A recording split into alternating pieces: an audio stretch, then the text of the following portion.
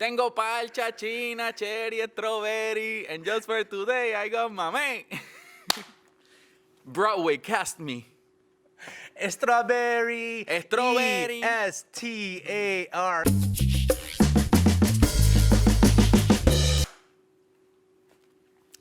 Ivan, Emilio, welcome to Checkitow. Ooh, that's right. Thank you for having me. I'm excited. Dude, I've been wanting to have you on for a bit because I've been watching your skits on Instagram, and they're good to watch in the morning because they start off your day good. You know what I'm saying? Oh, that's good to hear. You know, you got a good energy about you, man. Nice. I'm gonna record this clip and put it on my LinkedIn and all that stuff. Perfect. Yeah. But are you ever angry? Because you seem like a really really even keel dude for a Puerto Rican, especially. I mean, I think I just know how to control when I'm like mad or pissed or angry or something like that. You know, I'm just very positive.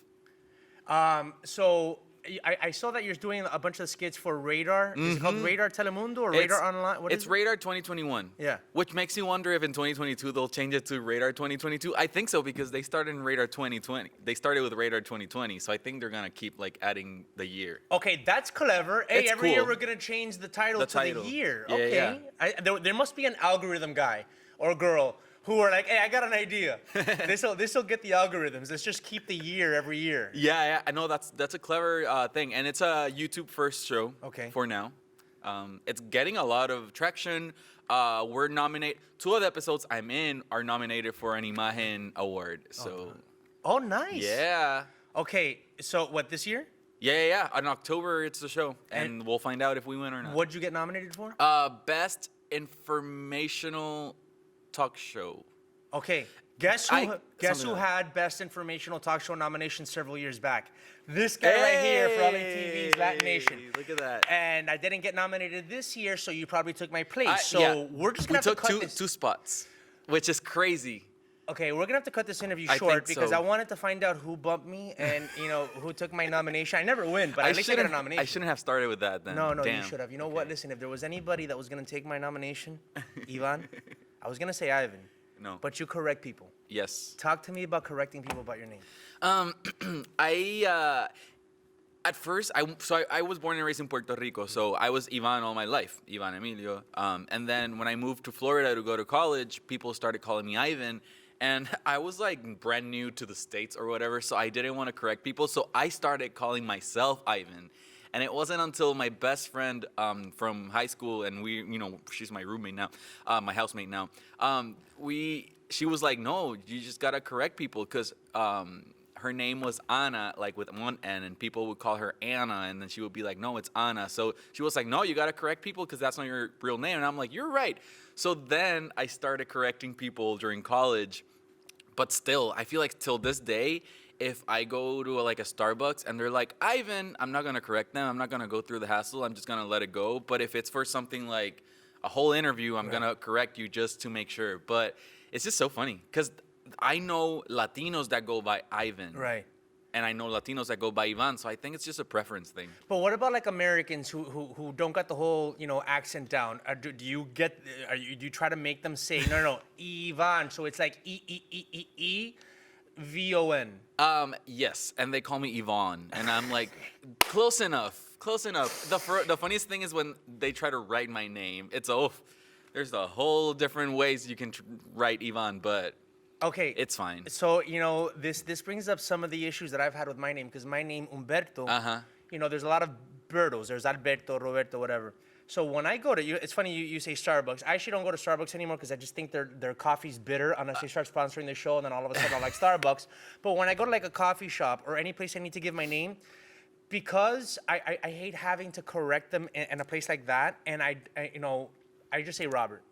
Because I'm tired of there's a whole line, even though I'm very talkative and extroverted, at the same time I can be very antisocial, especially if I haven't had coffee. So if I'm ordering coffee, I don't feel like talking. I don't want attention. I don't want people looking at me. So you say Berto and that's it? Well, so when I go to order my coffee, if I say Humberto, they're like, what? And then everyone's like paying attention and looking, and I'm correct. No, so I just say Robert. Okay, now, Robert. Here's the other funny correction story. I played football in high school. And in the first year, I was an 8th grader playing on the high school team because it was a junior high and high school together. And I wasn't confident or anything. I was there in the football team, and Guida's not that familiar. but the coach thought I was Guido, just started calling me Guido. You know, because Guido. Oh. You know, Guido Sarducci and Guido is a more common thing. And I didn't correct him because he just like I So wasn't you became confident Guido? for the year, and then the next year when I came back and I actually became a starter, and the coach comes up like in the beginning of the season and he's like, "Your last name is Guida the whole time. Why did you?" That was I go, you know what? That taught me a lesson. From now on, I'll correct people. Yeah. You know, except if I'm at a coffee shop, then I don't correct anybody. If it's like a one-time thing, I let it go. It's like, call me Ivan. It's fine. Oh my. But if it's like Dude. it's gonna be a recurring thing, then it's Ivan. Dude, you're gonna star in a biopic about yourself, and guess what the title's gonna be called? Ivan? Call me, depending on how you pronounce it, call me Ivan or call me Ivan. Oh. That's the title. That's the title. Yeah. Find Alright. the writer. Okay. I'll take 1% for the title I just gave you. Okay. Aren't you a writer? You can help me write. Okay. There you go. Perfect. All right. We'll talk after Yes. this then. Where'd you go First to- gig. Yes. The biopic of Ivan, who's still like very much starting his career. You're doing really well. We'll get back to your skits in a second, but let's talk about, you went to school in Florida? Where? Yeah, I went to Full Sail University Oh, in Orlando. in Orlando, Winter Park. It's a very specific university because it's like entertainment based. It's Right. a rapid, like in 2 years I was done with my bachelor. It's very interesting, So- but super fun. Yeah. What'd you study there? Media communications. Okay, and you, but you didn't do. Did you do performance? Like, did you work on acting and all that stuff there? Or was it all kind of like behind the scenes? No, stuff? because the thing is that I've always wanted to be an actor and entertainer, but when I was in Puerto Rico during high school, I was taking acting classes in a conservatory program in San Juan. I was from Mayagüez, so I would have to go 2 hours during the weekend. So God bless my mom and my dad for that. So that's where I kind of like got my acting bug and started performing in theater, in actual theaters over there. But then when it was time to go to college, I was like, do I want to do a degree in theater when I already do it, or do I want to do something else? And that's when YouTube and social media was just starting to blow up because I graduated in 2012 from high school. God, And you're then, making me feel old over here, bro. and then, so then I found this degree program, media communications, and it was perfect because it was like everything social media related, YouTube, Twitter, Instagram, Snapchat, all that. So then I did that degree program, and that's what really helped me get that job at BuzzFeed. And also, I'm sure you're learning a lot of the technical stuff, like how to shoot cool on your phone and make it look professional, because you're very good at that. Yeah, and how to edit, how to work with audio, how to do, like, it was a bunch of different things. But I also did some hosting, and over there, I did an internship at the Daily Buzz. That was a morning news program. And that's when, like, my passion for hosting started to develop.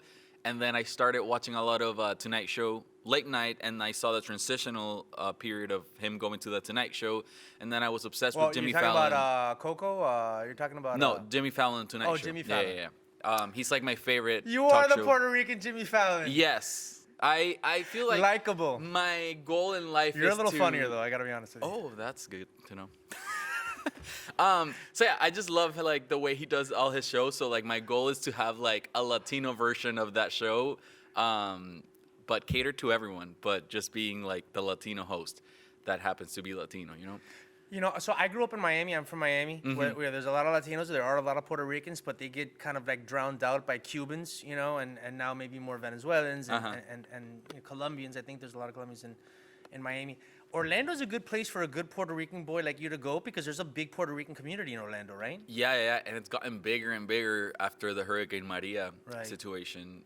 No more New York. No more New York City. No more They're New like, York. Everyone why are we just- going to New York? We're going to So go to Orlando and it's warm. It's so far. Yeah, they literally just take a 3-hour plane flight and they're landing in Orlando and then just stay there. I left Florida when Puerto Ricans were just starting to get there because I left in 2016, end of 2016, moved to LA in January 2017, and then the Hurricane Maria happened around September. So then the whole situation of Puerto Ricans migrating to Orlando was a thing, but I had already left. Okay, so you came here. Where'd you go? To LA or To New LA, York? yeah, to LA. I went from Puerto Rico to Florida to go to college, and then from Orlando to LA. Did you already have your job with Pero Like and BuzzFeed when you came to LA, or it came after? I got the internship before I moved. it was still like a struggle. I applied 3 times for the internship. So the first time I didn't get it, didn't hear back, not even an interview. The second time I got the interview, and they gave me the choice of doing it virtual when virtual was not really a thing. So then I did it, and I thought it went great, but they didn't hire me. So I thought maybe it's because I didn't go to LA to do the interview. Maybe, who knows? So the third time I applied, they said the same thing. You can either come or you can do the interview virtually. And I was like, no, this time I'm gonna go in person. So I've never been to LA. I booked a flight for 3 days, did the 20-minute interview, and it worked. And then I got the internship. That was like a 3-month internship. And then I moved to LA, and I was like, maybe it's temporary. Who knows? If I don't get anything else, then I'll just go back to Florida or Puerto Rico. And I've been with them for 4.5 years already. Wow, man. No, and it's cool. You know, side note, a few years ago, I applied for a job at BuzzFeed, and when they wrote to me, oh, yeah, you know, whatever, not right, but thank you, blah, blah, blah, I replied back, it's because you're racist. It's because you don't like Latinos. Oh my God. I was messing with them. You know, BuzzFeed is a little on the woke side, so it's like if you're not gonna hire a Cuban, it's because you hate Cubans. Oh my God.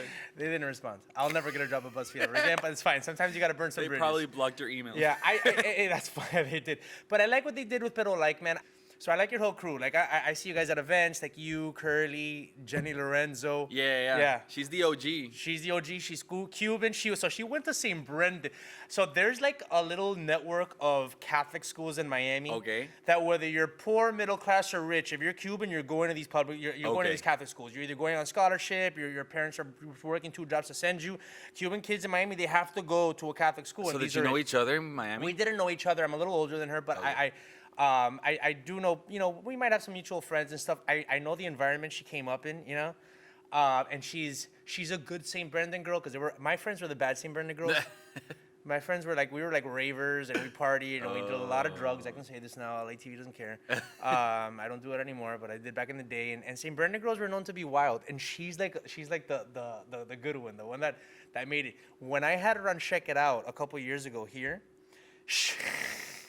she calls me outside, and I go outside, and she's just sitting in the car, and you can tell she had been crying because she was 10 minutes late because she was dealing with something at home, and then she hit traffic.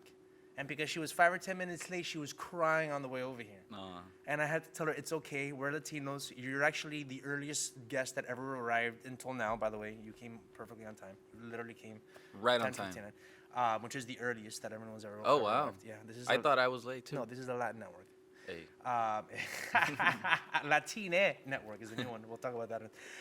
But she's so sweet, man. She's great, and I feel like I owe a lot of what I do now to her, because she kind of developed what the style of Pero Like was, and the type of content and the skits that she was doing back in the day were like super advanced, and the skits I do now are kind of inspired from her stuff, and like she brought a lot of new formats. So super cool. Every time I see her, I'm like, wow. Okay, let's get to one that I want to see you, the two of you, do this together. The abuela character that you have developed. My God. Now, what did she say about your abuela character? I haven't. Does she have a monopoly on the abuela characters? I haven't talked to her about it, but it's just so funny because I was literally thinking that the other day. I was like, because this abuela character came out of nowhere. Like, I think it started with Radar. On Pero Like, I haven't done abuela character because I was like, I'm not going to step on that because abuela is like Jenny's character. Right. But I mean, your abuela's different. I'm a different one. And, you know, I feel like it'll be funny if we do a video with both abuelas. Yeah, I think it would be hilarious. And do you know what the caveat to yours is? That you're going to be like, look, this works, and you and me can do a little collaboration. No one else can do any more abuelas. I'll tell you why.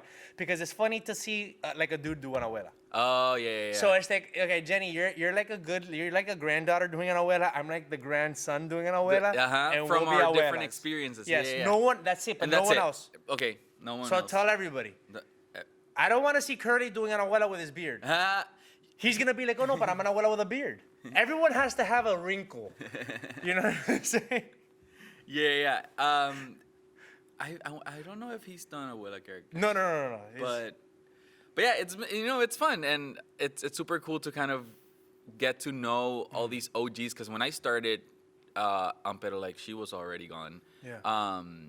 And then Curly was there, and now Curly's like the OG. Curly's still with us, and it's super cool to kind of get to learn from them. I love seeing you guys together, and sometimes when I see you guys together, I'm like, oh, are these guys like a comedy duo? Like when you guys were like out in MacArthur Park or something on a boat, like like fishing or something. Oh yeah. That was super cool, and I feel like that was a great bonding moment with Curly and I, because we never really got to do stuff on our own, just the two of us. It was always like on group settings and like for videos, and that was like a super cool video. But yeah, we were literally just doing like rowing on a boat in the middle of a lake trying to fish. We didn't fish anything. All those fishes were probably because it's a pond in MacArthur Park. Yeah. There's literally a dump site underneath that water, bro. I would hate to see the fish that grow in there. Dude, like YouTube is a big thing. Like YouTubers are now they're taking it to the next level. I think early on in YouTube it's like, okay, what do we do? And major TV networks tried to give certain YouTubers development deals to turn them into like scripted shows, and it didn't translate, right? But now YouTubers are trying to understand their brand a little bit better. With you, do you guys shoot on your iPhones, or do you guys use cameras and then transfer it to the like? We are now shooting most of it on our iPhones, which is crazy, because I was trained to work with the best equipment, the best mic, the best lighting and everything. And now, because of this whole pandemic, I feel like we started working from home. Most of it is on our iPhone. Now with TikTok growing, it's like we got to kind of mimic what's going viral. So we literally, excuse me. Burp in the microphone. There you go. That's for you. We're disinfecting these. Don't worry. COVID protocol, people. So the most like low-key and chill the footage looks, the better. Really? Yeah. Because like now you know how kids are going viral just talking to a camera on their phone, on their bedroom, no lighting, no audio, no everything. And that's kind of what we're mimicking, and it's working. So it's very interesting. What I love about your skits, I was telling you this off camera, is they're they hit a simple truth, right? One of my favorite ones is the one where you're using Google as your spell check. Yeah, that was for radar. I do that. I'm like I have not heard anybody make that that observation, and I literally use, so when I'm typing, I'm like, oh, let me just type it in Google. Google is my new spell check, especially when I'm texting or sending an email or something. So like, where do you get some, like, how do the ideas hit you when you do your sketches? For those, it's very. I feel like I'm kind of like exploring that area more now, and because it's with radar, it's I have a different team to work with, so. It's just fun. I think so. Basically, they come with the idea of the show. So this episode is about. That episode was about being bilingual. So then I think of a skit around being bilingual, and then I think, okay, how can I relate? And then I'm like, well, my first language is Spanish. So I'm usually struggling with the English. I use a lot of Google to kind of figure out how to write some words. I sometimes randomly start talking Spanish to my white friend, and they're like, what the heck are you saying? So then I just bring those real moments and put them in a video, and that's what becomes so relatable, because it's real stuff that happens. Yeah.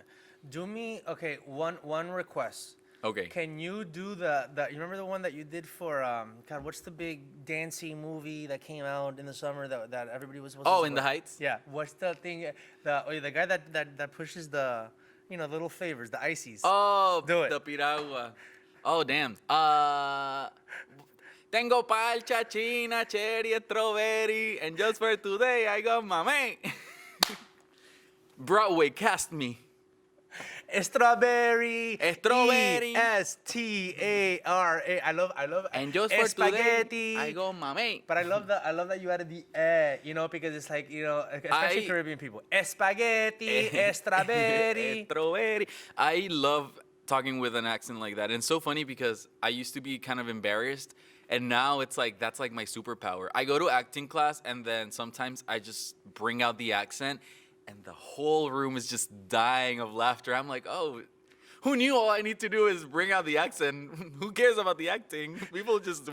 I win over everyone because of this like thick accent. So going through, I was doing like sitcom acting classes. So then I started learning more about Desi Arnaz and I Love Lucy and stuff.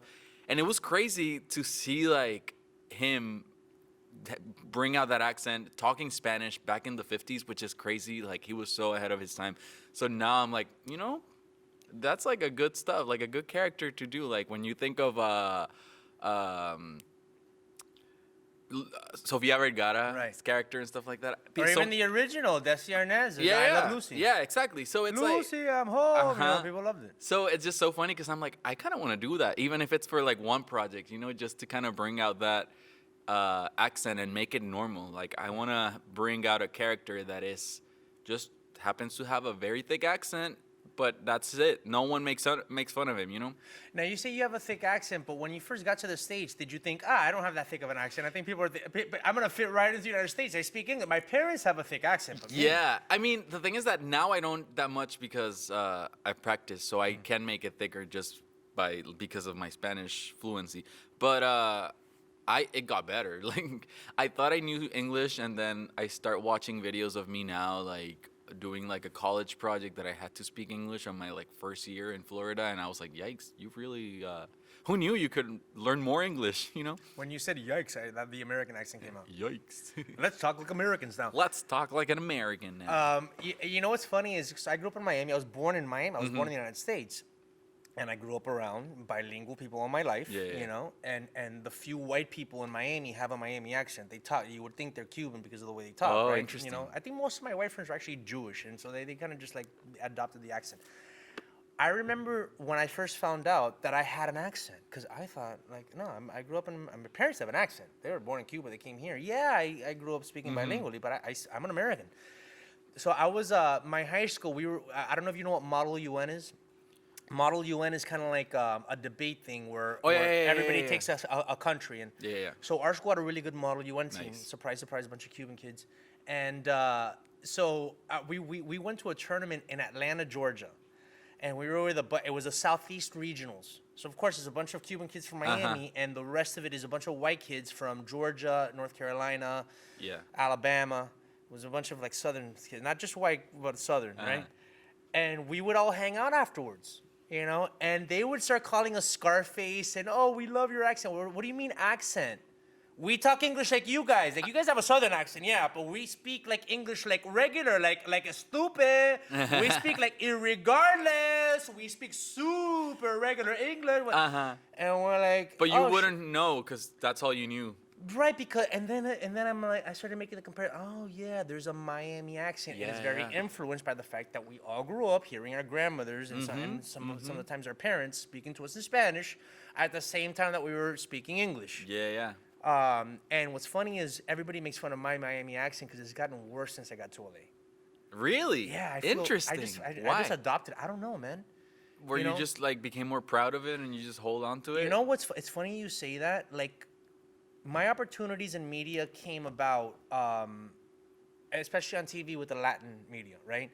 So I actually went to school for writing. So I had an internship at the Miami Herald. I had my first job at the Miami New Times, which is part of the Village Voice. I was a writer. Okay. I ended up on TV because Mundos launched. Remember Mundos? Telemundo. They launched the first bilingual, English-dominant cable network. Actually, LATV. My bad, everybody on LATV. We were the original ones in LA. But NBC got in the game, right, in the 2000s. I'm getting out of college. I'm with the youngest staff writer in the Miami New Times, which is at the time a huge weekly newspaper. It was part of the same company as LA Weekly here. People, now those newspapers are like 5 pages, and I wrote a column about music and nightlife and movies. I was 23, 24 years old. And the producer for it was this cool guy. I forget, Nicaraguan guy, and he was a host. And I would see it on cable, and I would run into him on the beach. And he would read my column, and I'd be like, and he's like, oh, that DJ you wrote about. I'm like, do you want to book him on your show? I would book him on the show. I would write about somebody else. I'd run into him. Oh, that guy you wrote about. You want to book him on your show? So I was basically producing for him. And then I would talk to him about him, and he's like, do you want to be like a guest host on it was called Chat. On Chat? And I'm like, perfect. And you can talk about all these people that you're bringing. One thing led to another, and all of a sudden I'm a segment producer and a correspondent on this thing, and that's how I got into the Latin thing. I always felt very American growing up. Like I thought my parents were Cuban. I was an American. My dad used to threaten me when I got in trouble. Vamos para atrás, Cuba. Te voy a llevar para atrás, Cuba. Oh my God! No, please don't take me back to Cuba, please. I'm an American. You don't go back to Cuba. Oh my God! I go, yo soy americano. I'm an American. And my dad would make me speak to him in Spanish. My mom came when she was 2. We spoke in English, right? So when I came out here, I realized, okay, my opportunity in TV is in the Latin media. As much as like for me, Latin music was Cypress Hill. It was, who was the guy? Lalo, I'm talking to our homie in the back. Who was the guy? Who were some of the early rappers, the early Chicano rappers? Kid Frost. For me, if I was Latin music was Kid Frost, Cypress Hill, like Latinos rapping in English. Oh, interesting. It was Ministry. If people don't know, Al Jurgensen is actually half Cuban. It was Slayer, who they have a bunch of Latinos in the band. It was fucking hardcore American music that happened to be Latino. Oh, okay, that was Latin music to me. I wasn't listening to salsa. That was my parents' music. Oh. I wasn't listening to anything in Spanish. That was my parents' music. When I came out here, None I'm of like, the early reggaeton or anything like that? dude, I gotta be honest. This is gonna offend you deeply. You don't like it? I've never been into reggaeton, man. Look, I like, not Wisin and Yandel. Back in the day, there was a song, Baila, da, da, da, da, da, da, da, Ben baila. Who was that? Ben baila. Alpha y Cinco, Roberto y Charlie. Which one was that? I don't want to say a name because I don't want to fuck it up, but Because you're Puerto Rican, it's sacrilegious. Yeah. And I was in Miami when all that all started, and I will never forget, I went into Mundos. Because I was trying to cover like the Mexican rock bands, Molotov, Kinky. I'm like, all right, that I can get into. I'll cover this stuff, I'll cover the rappers, like the Orishas. Because Orishas didn't start out reggaeton. They were doing hip hop in Spanish. I'm like, and they're Cuban. I'm down with that. And I told this guy, I remember this Argentinian producer, I'm like, this reggaeton thing is a fad. It's like these beats, these pum, pa-tam, pa-pum, pa. And he goes, no, this isn't going away. I'm like, this is going to go away in a few years. Oh, my God. And it's literally the biggest. I'm right 96% of the time. That fits into the 4% that I'm wrong. That you're wrong. Yeah, it's not Still going away. today, it's not. So are you a big reggaeton fan? Are you a big reggaeton fan? I am. It got developed throughout the years. When I was like little, I wasn't like really understanding it. But then as I grew up older, I just became a huge fan. So I love Calle 13. Calle 13. But Calle 13 early on, they said we're not reggaeton, we're hip hop. It was different. And I think they're still different. Like, you can't compare him with like Daddy Yankee or Wisin y Yandel. Like, that is puro reggaeton, Yeah. But yeah, it's just dope. The beat just, look, because I grew up. I like it for parties more than like listening to it. Yeah, no, don't get me wrong. I love when everyone gets excited. And there are, look, when I say I don't like reggaeton, of course, there's a handful of songs that I'm like, all right, that song's pretty good. But I just grew up on like hip hop that had like break beats and smooth bass. In Miami, we were into Miami bass, like old school. Like a lot of people don't realize the Latin music in the United States in the 80s was freestyle music. Now, not freestyle rapping. You know what freestyle, like, like old electro, like, let the music play.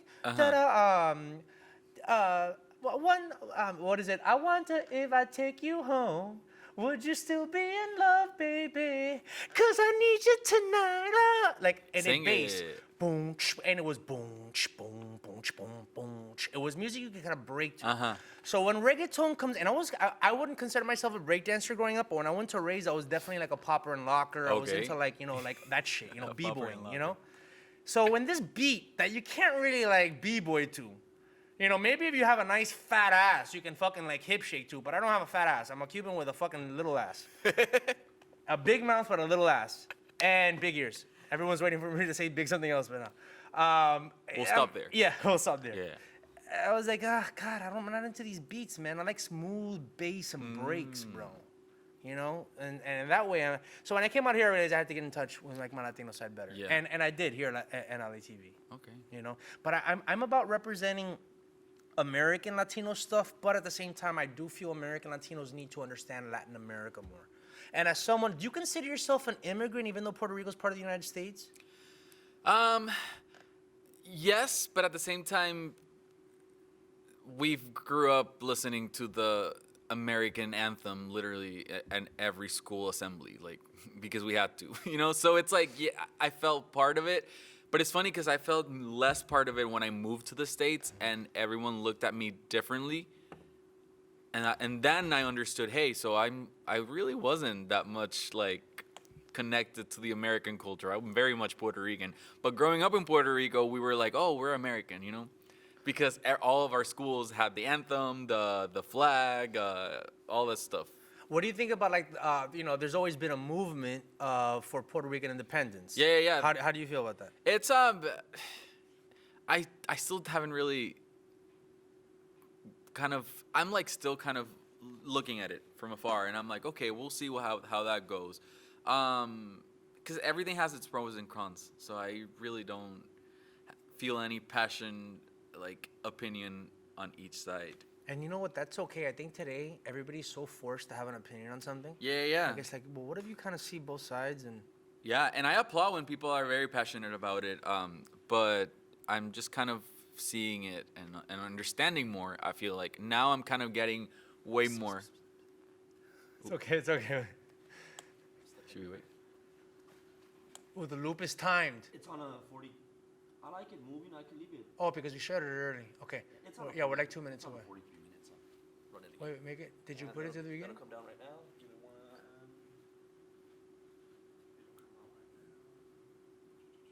Lalo, do you have to drag the thing back though to zero? Yeah. There's technical difficulties. You know what happens. There we go. There you go. And L train. You know what? I'm gonna keep that in. I'm gonna cut out the other part that I needed to cut out. Like when I see this right now, remind me. I'm reminding myself as I watch this because I edit my own thing. Oh, okay, cool. That I need to cut out the other thing that I need to cut out, but this part, like fixing the loop, I'm leaving it. What do you think about that, Ivan? Coño. Coño. Coño. Iván, llevamos media hora hablando. I know. You're the producer, man. You leave whatever you want to leave in and out. I'm here. I'm the host. Okay. Don't put me to work. But I'm not gonna give you're you hosting. notes Host, check it out for while I look at free. this. That's funny.